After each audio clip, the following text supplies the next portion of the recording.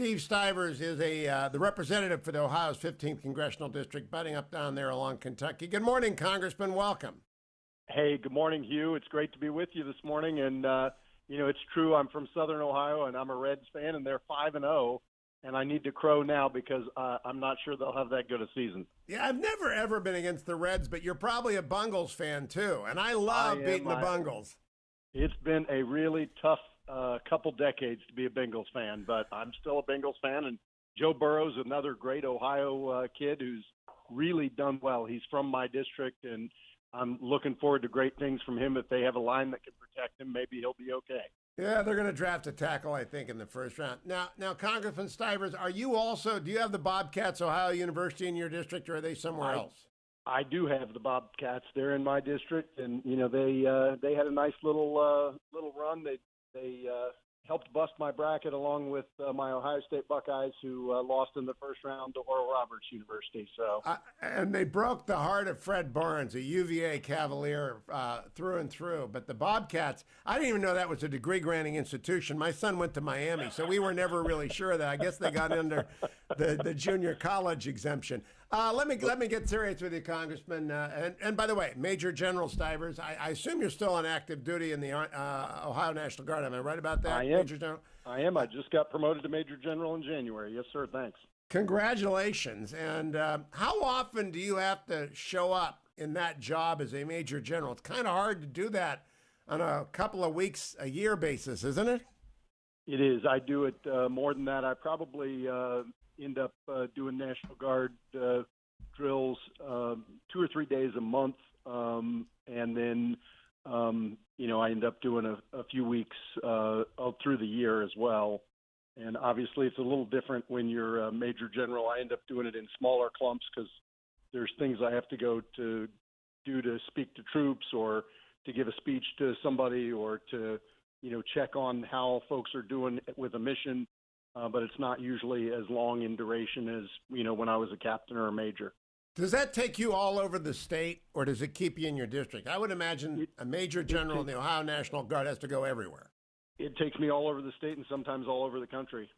Have you been blessed to be able to go to Warren, Ohio, seat of the Western Reserve and home of all things good and true and noble? Absolutely have, and we have just not too far from there. We have the Ravenna Arsenal that is now called Camp James A. Garfield that is a great place that we do some tank maneuvers, and our National Guard soldiers can do a ton of stuff there because it's a giant base. So we're really blessed to have that in Ohio. We are hoping that Ravenna becomes a point in the missile defense program. I'm not sure if that decision has been made yet, but I know the Valley really wants missile defense to go into Ravenna. It would have been great. The East Coast Missile Defense, they've delayed that decision. We were in the top 3, so some places in New York. There are 2 sites in New York State. There is a site in Michigan around Battle Creek and a site at Ravenna. So I'm still, hopeful. It looks like they were in second place, not first place, last I heard. But last I heard, the Defense Department delayed that decision, so I don't think it's officially been made. Now we got to go over and work our friends on the House Armed Services. So, Congressman, I'm keeping an open mind on the Ohio Senate race, and I want to have everyone on who's going to be, so it's going to take most of my show for the rest of the year because, honestly, there's like 20 people running. Have you made up your mind yet whether you're going to go for the seat being vacated by Rob Portman? Well, thanks, Hugh. I have not made up my mind yet, but I announced yesterday we raised $1.4 million in the quarter. I believe that's actually going to be the biggest haul of any of the candidates. One of the candidates announced that she raised $2.1 million, but I have a very strong suspicion there's a 7-figure personal check in that total. So I think we've outraised the field as a non-announced candidate, which I feel pretty good about. It says that there's a real opportunity for me, and there's a lot of support for me. I'm the only one in the field who's actually been a legislator at the state level and the federal level who's passed a bill. One of the other candidates was a state rep for 4 years and didn't pass a single bill. And life isn't just about passing bills. It's about getting things done and fighting for what's important I know I can do that because I have done it. I voted 92% of the time with President Trump on issues. But at the same time, as a general and a military guy, I do think everybody should be treated with respect. And I have to admit, sometimes I felt like the president didn't always treat people well. And so I did have some differences with the president, but they weren't usually on policy. And I think he was taking the country in the right direction. We had a record-breaking economy. I want to get to work and get us back to that because we need it. Now, Congressman, when we've got the Ohio State University grads, and Josh Mandel, J.D. Vance, and you, and two Marines, Vance and Mandel, and an Army guy, you, they are not major generals. You are. And then you've got over here Jane Timken, and I begin to think maybe the last man standing is going to be the woman because she's the only woman in the race. Does that worry you? It doesn't. I think people will grade us on what we've done. And when you look through everybody's resume, I like Jane. She was a good state party chair, but she really hasn't done much else, so that she doesn't have the sort of paradigm to view very important decisions in the United States Senate that the others do as former state elected officials and military officers and or enlisted folks in both their cases. So it's I think she's a nice lady, and I think she'd be a great senator. If she's our nominee, I'll support her. But I'm not sure that just being a woman is going to get her through the primary. No, I'm going to come to Cleveland at WHK and host a debate. Everybody kind of trusts me in this. Can we get you up for that when it happens, Congressman? If I'm in the race, I'll be there for sure. And when do you make that decision? When do you think you have to make that decision by? I figure I've got the rest of this next quarter. As long as I'm continuing to gain support, I think I can make the decision.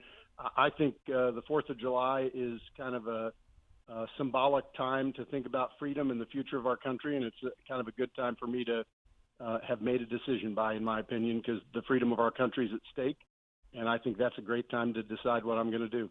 Now, Congressman, I spent Tuesday night with Peter Thiel at the Nixon seminar, and Mike Pompeo and Robert O'Brien, and Peter Thiel pushed $10 million into a fund that's going to help J.D. Vance. What's your reaction to that?